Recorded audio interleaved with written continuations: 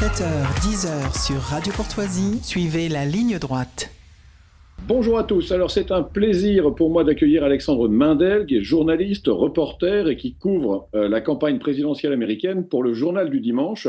Alexandre Mindel est aussi l'auteur chez L'Artilleur de Chez Trump, un livre qui évoquait déjà la campagne présidentielle américaine de 2020. Alors, Alexandre, je précise que vous n'êtes pas spécialiste du Covid, vous n'êtes pas spécialiste de l'Ukraine, vous n'êtes même pas spécialiste du conflit israélo-palestinien ou de la vie sexuelle d'Emmanuel Macron. Autant je fréquente les bars PMU, mais...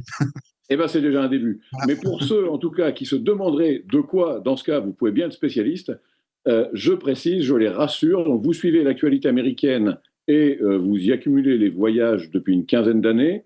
Vous en tirez ensuite des articles et des livres qui sont imprégnés de cette réalité du terrain qui déplaît tant à Christophe Barbier, qui conseille à ses journalistes de ne pas aller faire de reportage parce que ça pourrait les perturber dans leurs préjugés. Parce qu'il a été charmant avec moi. Donc, voilà, tant mieux. Tout à fait charmant. Et il est même venu à Radio Courtoisie. D'accord, mais à ce titre, en tout cas, donc, au titre de votre travail de reporter, j'affirme, au risque de froisser votre modestie, que vous êtes sans doute un des plus fins connaisseurs des États-Unis, et c'est la raison pour laquelle j'ai tenu donc à ce que vous interveniez à Radio Courtoisie. Alors, à mon petit étonnement, et malgré tout ce que je viens de dire, j'ai noté, peut-être dans un souci de confraternité avec beaucoup de spécialistes de plateau télé, que vous avez décidé de suivre la campagne américaine depuis Paris. Alors, qu'est-ce que c'est que cette histoire ? Alors, avant que les gens zappent, parce que non, en fait, je suis allé à Paris, mais dans le Texas, pour le film de Wim Wenders. Et j'ai été là-bas parce que je trouve extraordinaire qu'il y ait une sorte de monde parallèle où il y a un Paris, d'ailleurs, qui s'appelle, il se surnomme le second plus grand Paris du monde, donc après le Paris de France, qui est géré par des républicains conservateurs, où ils ont fait d'ailleurs des Jeux Olympiques anti-woke sur place. Ah, mais c'est pas vrai, ça. Oui. Et je ne sais pas si c'était curieux. Et ils ont une tour Eiffel, c'est ça ? Et ils ont une tour Eiffel coiffée d'un chapeau de cow-boy, au bout d'un parking qui sert un peu de Trocadéro. Bon, la tour Eiffel fait 20 mètres de haut, mais j'ai quand même vu des couples se photographier devant comme s'il s'agissait de la vraie tour Eiffel. Et alors, ce qui est intéressant, c'est que donc j'y suis allé pour le JDD, au-delà du plaisir que j'ai eu à faire le titre. Évidemment, Paris votera massivement pour Trump. C'est un comté, le comté de Lamar, parce que Paris est capitale du comté de Lamar dans ce monde parallèle, qui va voter à 80% pour Trump. Et c'est un comté qui résume beaucoup les problèmes de l'Amérique actuelle. C'est-à-dire que c'est un comté où les gens accumulent souvent 2 ou 3 jobs pour pouvoir finir le mois, qui est victime de désindustrialisation. C'est là c'est là qu'il y a les usines des soupes Campbell à Paris, au Texas. Et en ce moment même, Paris est confronté à 300 licenciements de cette grosse industrie de la soupe qui est restée mythique à cause du tableau d'Andy Warhol, là, vous savez, ah oui, très bien. Sur les soupes Campbell. Et donc, j'ai rencontré des gens qui, là-bas, étaient, comment dire, pas du tout représentatifs, en fait, de cette Amérique qu'on voit trop souvent, je trouve, à la télévision, c'est-à-dire l'Amérique des grandes villes, mais qui ne représente pas pour moi l'Amérique telle qu'elle est, c'est-à-dire cette middle America conservatrice, chrétienne, anti-woke. C'est vrai, pour vous donner un exemple, je ne dis pas que c'est bien, mais c'est un exemple frappant que je cite dans mon papier dans le JDD. Il y a une statue là-bas en hommage aux soldats confédérés. Et il y a notamment un buste du président confédéré Jefferson Davis. Il y a eu au moment des BLM en 2020 une pétition nationale. Alors, BLM, c'est Black Lives Matter. Bien sûr. La vie des Noirs. Il y a eu une pétition pour retirer la statue des confédérés. Sur le comté, il y a à peu près 55 000 personnes. Il n'y a eu que 200 signatures de gens du comté. Donc, c'est pour dire... Alors, eux, ils disent les confédérés, pardon, je vous coupe, mais pour les auditeurs de Radio Courtoisie qui ne le sauraient pas, c'était l'armée du Sud, donc dans la guerre. Voilà. Et puis pour ceux qui ne le savent pas, la guerre civile est terminée. Donc c'est les unionistes du Nord qui ont gagné. Voilà. Donc, voilà. Alors, certains disent qu'elle pourrait reprendre. On pourra en parler aussi. C'est une excellente question aussi. On peut rebondir là-dessus. Bon, je finis rapidement sur Paris. Paris vraiment est à l'image de cette Amérique finalement qui est ignorée à la fois par les journalistes européens, par les journalistes américains et de manière générale par les élites qui se foutent un peu de ces ploucs à chapeau qui roulent dans des pick-up. Moi, je crois que c'est fondamentalement ce qui fait que on dit que l'Amérique est polarisée. Elle est en réalité divisée, quoi. Elle est divisée sur ces axes de grandes villes sur les côtes, où globalement vous retrouverez la même atmosphère qu'en Europe, quoi. Et puis Alors, l'ami de l'Amérique. pardon, hein, je vous coupe un peu, mais Non, non. toujours dans un souci de pédagogie, est-ce qu'on pourrait dire que c'est un peu ce qu'explique Jérôme Fourquet par rapport à la France dans cette archipélisation, pardon, où l'on voit des centres-villes qui votent massivement pour Macron ou pour les écologistes, voire pour LFI, parce qu'ils ont un niveau de vie assez élevé, et des campagnes qui, elles, votent massivement Rassemblement national. Alors, Non, la comparaison n'est pas bonne parce que d'accord. elle n'est pas bonne pour une simple raison que les centres-villes, d'abord, le terme aux États-Unis ne veut pas dire grand-chose, mais disons, les centres urbains, on travaille, personne ne vit au centre-ville, sauf les pauvres aux États-Unis. Donc, Entendu. si vous allez à Houston, voilà, exactement. Les gens, les élites aisées vont dans les banlieues, elles. Si vous voulez, les bobos aux États-Unis ne vont pas Comment vivre Belgique, alors, plutôt. ils vivent à l'extérieur, loin des centres qui veulent leur grande maison, ils veulent leur terrain. Et ça, c'est à l'image de l'Amérique. Les centres urbains, aujourd'hui, bon, là, je suis par exemple à Philadelphie. Si vous allez en plein centre de Philadelphie, encore que c'est une ville très touristique, vous allez trouver personne n'y vit, quoi. Enfin, très franchement, c'est des bureaux, c'est très beau parce que c'est une ville historique, mais absolument personne n'y vit. Les gens vivent à l'écart, en périphérie, aux États-Unis, ils ont des bagnoles, et c'est comme ça donc la comparaison, disons, géographique, pas très bonne. En revanche, sur ce qui est de la division entre, moi, je dirais plutôt, si vous voulez, il y a eu un glissement progressif qui s'est fait d'ailleurs, plus ou moins, sous George W. Bush, de haine de ces élites par la Middle America qui d'habitude votaient plutôt démocrate, c'est-à-dire les cols bleus, quoi, les ouvriers, et qui se sont au fur et à mesure détachés de ce parti républicain, d'abord du parti démocrate, n'étaient pas convaincus par le parti républicain, et a surgi d'abord le Tea Party, donc c'est ces conservateurs un peu bontins que représente par exemple Nikki Haley aux États-Unis, et a surgi donc Trump en 2015 avec sa candidature, et qui, lui, si vous voulez, attiré comme ça un petit peu l'électeur qui aurait voté Kennedy au début des années 60 et qui désormais vote Trump. Parce que c'est le cas. Quand on parle des élites, alors moi j'y pense très souvent parce que c'est vrai qu'on va souvent d'une ville à une autre quand on est journaliste. Et je suis pas que dans les campagnes, mais je suis dans les campagnes quand je vais voir Trump finalement. C'est assez curieux, mais je vois pas les mêmes personnes. Les élites des grandes villes, des grandes agglomérations, des grandes agglomérations. Oui, là, c'est comme en France. Elles sont écolos, elles pensent bien, elles sont à la fois pour, ils savent pas trop comment, mais ils sont pour la paix en Israël, enfin en Palestine, enfin ils pensent bien, quoi. Si vous voulez, ils sont même des caricatures de ce qu'on a chez nous. Moi, je dirais même que la gauche radicale aux États-Unis est pire que la nôtre encore. Ce sont des caricatures de gens qui vont manifester le dimanche pour ajouter une ligne sur leur CV pour aller bosser après dans des startups, quoi. On en est là aux États-Unis, c'est comme ça. On n'est pas tout à fait là encore en France. J'ai quand même l'impression que la gauche radicale aux États-Unis, et de manière générale la gauche qui s'est radicalisée, est quand même beaucoup plus tapée encore que la nôtre. Oui. Alors, elle avait été dépeinte au début dans un roman qui est déjà ancien, de Tom Wolfe, je crois, qui s'appelait oui. Radical Chic, je crois. Oui, tout à fait. Tout à fait. Vous retrouvez à peu près les mêmes personnages, oui. Sauf qu'aujourd'hui, Radical Chic, si vous voulez, il faisait marrer Tom Wolfe à l'époque, dans les années 70, quand il allait faire, mais c'est tout à fait ça, des espèces je me souviens du bouquin. Un dîner avec de grands bourgeois qui invitent des Black Panthers. Exactement, qui inventait des Black Panthers, enfin, qui invitait des Black Panthers. Vous avez ça, sauf. Heureux de te faire humilier. Voilà, sauf qu'à l'époque, ils n'étaient pas au pouvoir, et maintenant, ils le sont. Alors, c'est là le changement, si vous voulez. C'est Kamala Harris est la personne qui aurait invité ces gens-là, et maintenant, elle est quand même aux portes de la Maison-Blanche. Voilà la différence. Mais j'aurais aimé que Tom Wolfe survive, je crois qu'il est mort il y a 4 ou 5 ans, un peu plus pour voir ça. Alors, curieux. D'ailleurs, Tom Wolfe a commencé comme démocrate et lui aussi a fini, à la fin de sa vie, en soutenant Trump. Oui. Alors, on en reparlera tout à l'heure. Il y a quelqu'un aujourd'hui du côté de Kamala Harris qui s'appelle Tim Walz, qui est son colistier. Alors, on pourra lui consacrer un vrai développement ultérieurement, mais qui a l'air d'être le type chargé de reconquérir un peu ces cols bleus disparus. C'est pour ça d'ailleurs qu'il a été choisi. Oui. Il a été d'ailleurs choisi dans un État historiquement démocrate qui n'a pas été gagné par les républicains depuis 1972. Donc ça remonte à quand Ronald Reagan avait fait son quasi grand chelem en 84 de réélection, il avait gagné 49 États, sauf le Minnesota.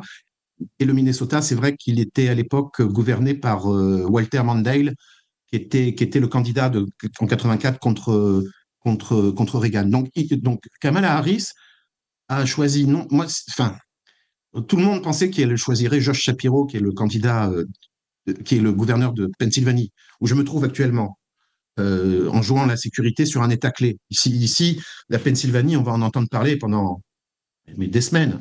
Il va y avoir des contestations, etc. Ça va se jouer à des milliers de voix. Je discutais avec un responsable du Parti républicain qui me disait cette prédiction-là, qui me disait ici, ça se jouera à 4 à 5 000 voix. C'est un État qui fait 12 millions d'habitants. Oui. Alors, je reviens sur le choix de Tim Walz. Oui. Tim Walz, donc, elle prend un type du Minnesota, et le Minnesota n'a aucun intérêt stratégique.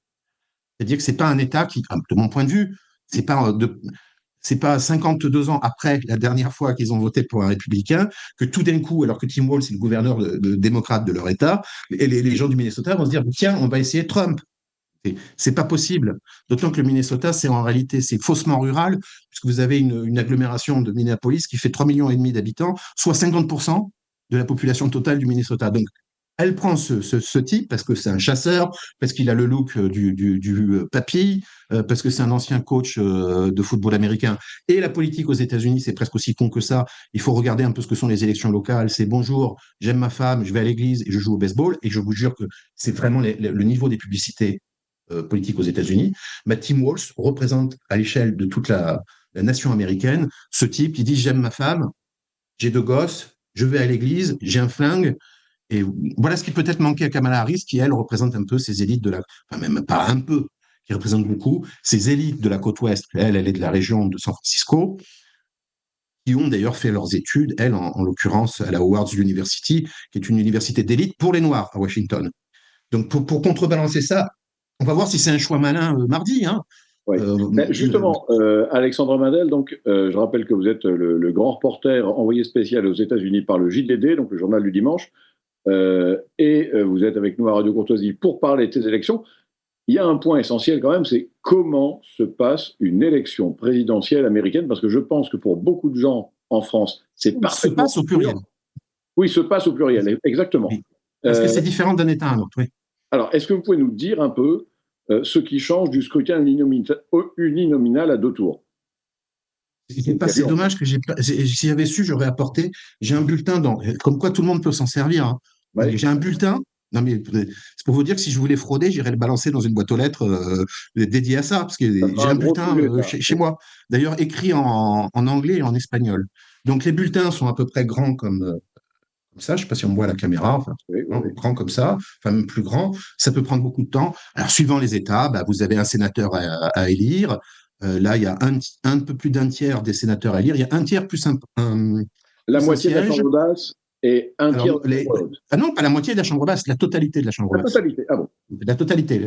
Un mandat à la Chambre des représentants, c'est 2 ans. C'est la totalité. Et un tiers du Sénat.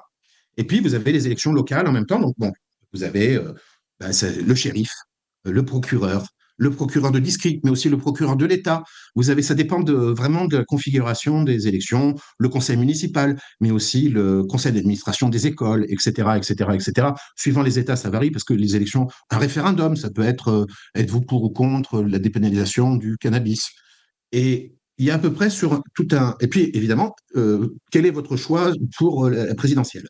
Et donc là, vous avez 5-6 cases, parce qu'en réalité, il y a 5 ou 6 candidats. On ne parle que des 2 principaux, ouais. Mais vous avez aussi le candidat du Parti vert, candidat du Parti libertarien, etc., qui font 1%, qui peut d'ailleurs, en plus, faire bouger à la marge un peu certains États. Donc c'est un processus assez complexe, qui explique aussi qu'on peut voter en avance dans la plupart des États sans espèce de, comment dire, de justification du style je suis malade, je vais bosser, etc.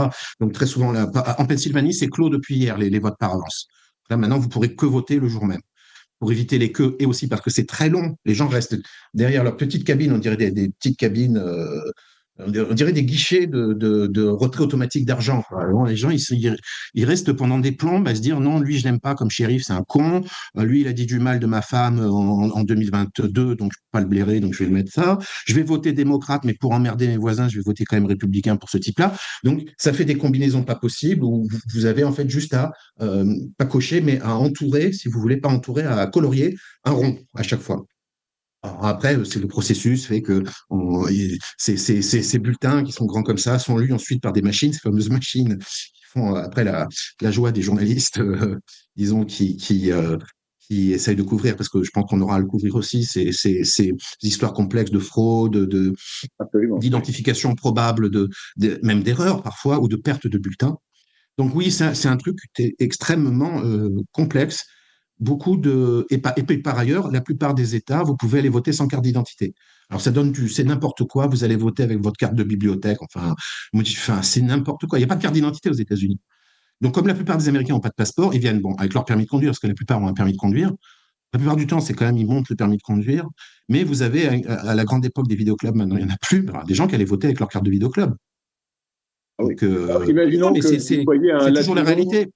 Un latino sans papier, illégal, et que vous avez néanmoins une carte de vidéoclub, c'est jouable? Moi, il faudrait déjà que ça corresponde, si vous voulez, au registre qu'ils ont sur place.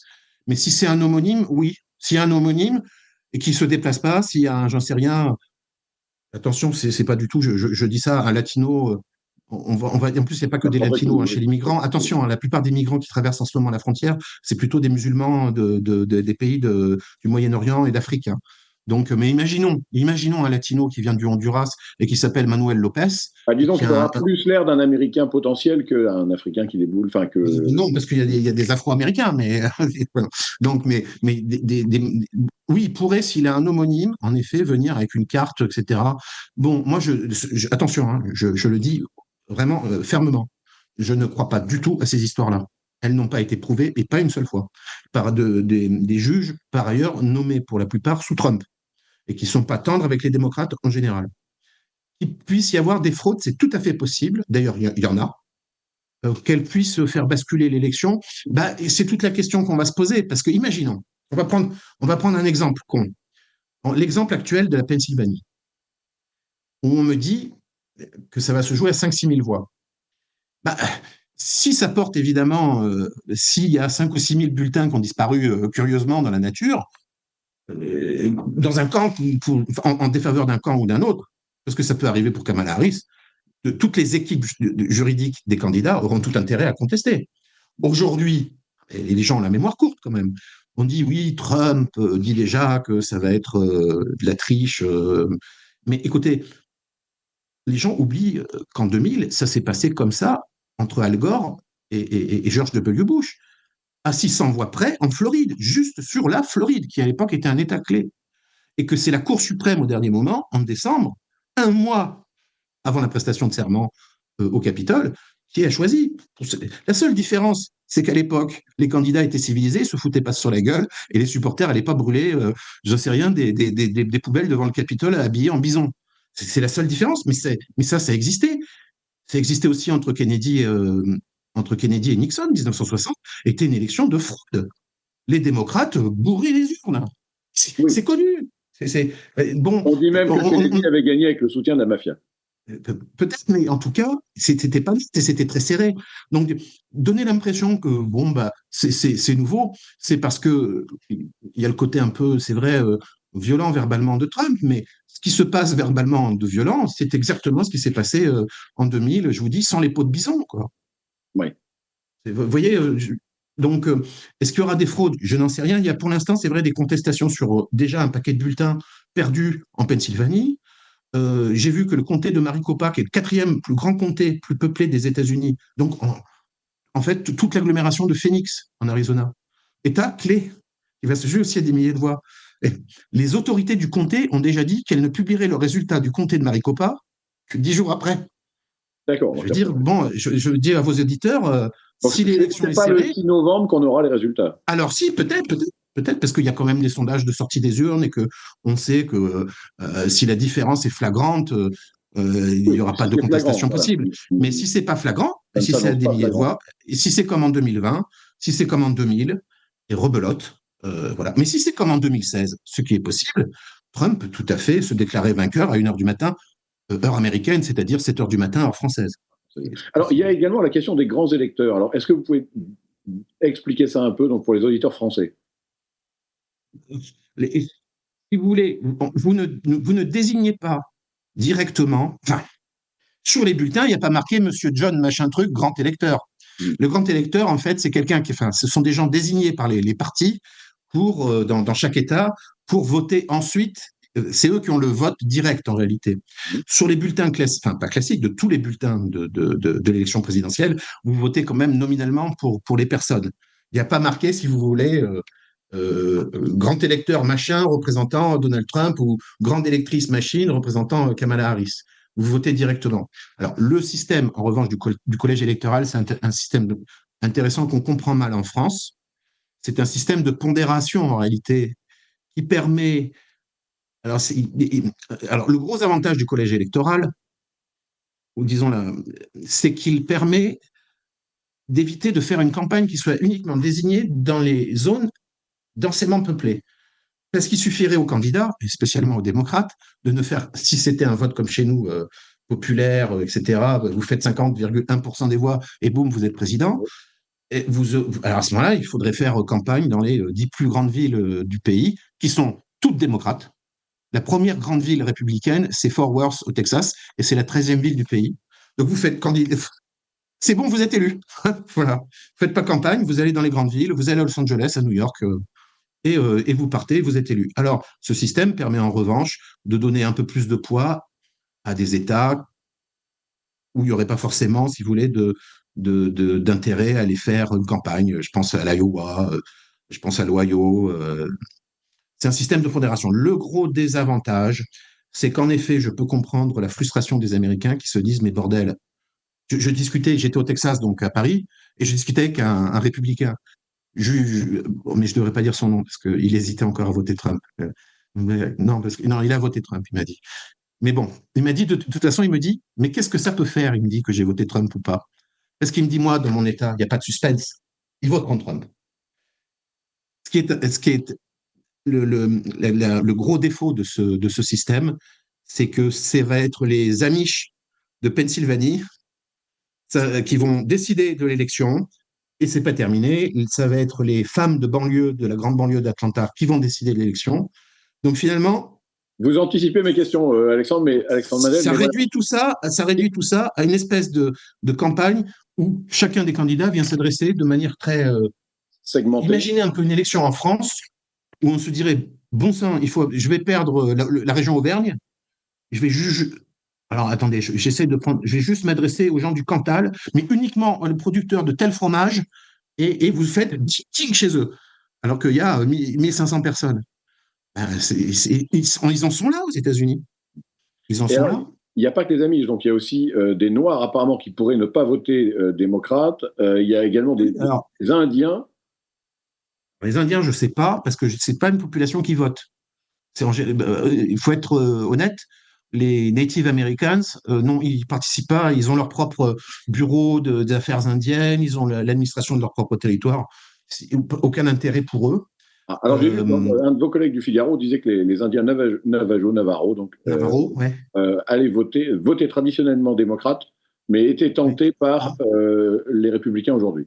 Ah bon, d'accord. Alors, j'aimerais savoir combien donc, ouais, alors en plus, au Nouveau-Mexique, quoi, parce que moi, j'en avais vu des Indiens Navarro. Bon, c'est vrai que le Nouveau-Mexique, il était en campagne hier, d'ailleurs, au Nouveau-Mexique, Trump. J'ignore sur la question des Indiens. Moi, j'ai toujours entendu dire que sur les Noirs? Alors, sur les Noirs américains, sur les Afro-Américains, moi je précise bien Afro-Américains, parce que je reviendrai sur le fait que Kamala Harris n'est pas vue comme une Afro-Américaine par les Afro-Américains, puisqu'ils disent qu'elle est donc elle n'est pas de descendance, disons, d'esclaves américains, donc comme Obama, qui n'a jamais été vu comme un Afro-Américain. Il n'y a que les médias européens qui l'ont désigné comme Afro-Américain. Personne, voilà. Donc les Afro-Américains, oui, Trump, depuis 2016, est en progression constante chez les Afro-Américains. D'après les sondages, il pourrait être à 15-20%, ce qui serait gigantesque pas arrivé depuis Nixon, et ce qui pour 15-20%, donc contre 80% à Kamala Harris, mais ce serait suffisant pour faire basculer des États comme la Géorgie, où il y a une grande population noire à Atlanta, mais aussi comme la Pennsylvanie, où 42%, par exemple, de la population de la ville de Philadelphie est afro-américaine. Donc ces gens-là se sont détournés du Parti démocrate, un peu comme l'école bleue aux États-Unis, se sont détournés du Parti démocrate pour les mêmes raisons, en disant ils nous ont trahis, ils nous maintiennent dans la pauvreté. Ils aspirent à des choses de base comme la sécurité, la prospérité. La prospérité, par exemple, parce que finalement, j'ai fait ce reportage, je me souviens, à Cleveland, où il y a une grosse communauté noire, et beaucoup de ces gens sont ce qu'on appelle des small business owners, c'est-à-dire ils ont des petites entreprises, ils ont des épiceries, ils sont plombiers, etc. Et vous savez, ils s'en foutent à la limite que Trump soit accusé de racisme. Moi, ce qu'ils me disent, c'est il y a 4 ans, j'avais plus d'argent dans mon portefeuille et j'emmenais mes gosses à Disneyland. Et le côté idéologique qu'on voit, bon, je peux le comprendre. J'entends très bien que Kamala Harris, pour des raisons électorales, désigne son adversaire comme le pire des racistes. Je croise très rarement des Afro-Américains m'expliquant que Trump est raciste. Il faut dire que Trump, c'est un New-Yorkais, c'est une icône de la culture hip-hop à New York. C'est en plus de ça, il est condamné. Et moi, je connais beaucoup d'Afro-Américains qui maintenant disent c'est formidable, il est condamné comme nous, etc. Et donc, qui s'identifient, mais Trump en joue avec il en joue avec la communauté afro-américaine. Il dit mais je suis comme vous. Quand il est allé faire un meeting dans le Bronx, c'était en mai. Et c'est ce qu'il dit, je suis comme vous maintenant. Et les Afro-Américains applaudissaient en disant mais oui, en fait, il est comme vous. La justice, le mugshot, la photo d'identité judiciaire, c'est notre vie. Il est comme nous. Un New-Yorkais, en plus, avec l'accent du Queens, qui leur dit ça. Alors, qu'est-ce qu'il faut penser justement de l'argument de certains démocrates qui disent que si Trump est élu, il va instaurer une dictature un peu sur le modèle poutinien. Oui. Mais vous savez, ça, c'est un argument qui a été balayé par le maire d'ailleurs de New York, Eric Adams, en disant arrêtez de dire que ça va être Hitler, arrêtez de dire que c'est un fasciste, maire démocrate, hein, Eric Adams. Bon, lui aussi, enfin, le pauvre, il va finir aux onzons, lui aussi, parce que enfin, pour l'histoire de corruption, mais enfin, bon, peu importe. Et bon, ça, c'est du storytelling habituel des démocrates. D'accord. Alors, en revanche, il nous reste 3 minutes, Alexandre Manel, je vous le signale. Oui. Qu'est-ce qu'on peut penser de l'argument de certains républicains qui, eux, disent que Harris va naturaliser des bataillons d'immigrés pour bâtir un électorat majoritaire et obtenir un point de bascule démographique? Pardon de vous le demander, mais en 1 minute. Oui, c'est vrai que, alors en 1 minute, bah oui, c'est l'argument que j'entends tout le temps, mais bon, pour l'instant, ces gens-là ne sont pas citoyens américains quand même. Est-ce qu'il y a une arrière-pensée? C'est difficile de la quantifier. Est-ce qu'ils veulent faire de ces pauvres gens plus tard un peu ce qui avait été avec les Afro-Américains, c'est-à-dire un électorat captif? C'est probable. Est-ce qu'un démocrate va vous dire droit dans les yeux, oui, oui, on fait ça pour ça? Non, personne ne vous dira ça. Est-ce que j'ai ce sentiment-là? Est-ce que les Américains ont ce sentiment-là? Oui, les Américains ont ce sentiment-là. Très partagé, et pas uniquement par la droite radicale. Entendu. Alors, on arrive bientôt à la fin de notre entretien, un peu trop bref, mais bon. À votre avis, je ne vais pas vous demander un pronostic parce que vous êtes reporter, pas. Ça dépend des heures. Non, mais en ce moment, ça dépend des heures. Ça dépend des heures de la journée. Le matin, je me lève, je me dis, tiens, c'est Trump. 2 heures après, je vois une info, je dis non, bah, ça va être Harris. Enfin, voilà. Et à votre avis, comment vont surtout être accueillis les résultats de l'élection par chacun des camps? Selon que vous êtes démocrate ou républicain? C'est une excellente question. Merci. Alors apparemment, d'après ce que je sais des républicains, quoi qu'il arrive, Trump va se déclarer vainqueur à 2 heures du matin, heure américaine. Donc ça fera 8 heures chez vous. C'est bien pour vous. Pour nous, c'est moins bien parce qu'on va être fatigué. Mais pour vous, c'est bien. Vous vous levez, café, bam, il déclare vainqueur. Bah, j'ai bien peur que ce soit un remake quand même de 2020. Oui. Bon, eh ben, écoutez, sur cette réponse un peu anxiogène, on va voir ce qui se passe. Merci en tout cas, merci beaucoup Alexandre Mandel. C'est un plaisir de vous recevoir à Radio Courtoisie. Je rappelle que vous êtes donc l'envoyé spécial du journal du dimanche aux États-Unis. Vous êtes également l'auteur chez l'Artilleur de l'ouvrage Chez Trump, qui est toujours disponible. Merci et j'espère à bientôt. Au revoir. À bientôt.